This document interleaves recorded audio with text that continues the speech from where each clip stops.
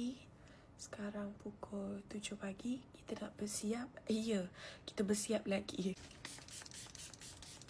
Aku memang tak reti duduk diam korang. By the way, cakap slow-slow sebab Abi tengah tidur. Ya Allah, keringnya pipi ni.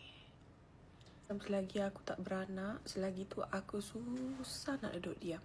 Okay, so pagi ni kita ada kelas Usrah. So, aku make up sikit lah sebab tak nak muka togel sangat. Make up kita pun light-light je. Set muka dengan loose powder. Sepatutnya hari ni partner aku Sebi. Tapi disebabkan dia tak sihat, kita pergi sendirilah. Tapi tak adalah kita pergi sorang-sorang. Abi offer nak hantar sebab tempat tu agak jauh juga. Tengok kita punya bulu mata ni. Tengok ni. Kita punya look simple je. Jap nak tukar baju jap. Okay, and kita pun dah siap. So, macam gini lah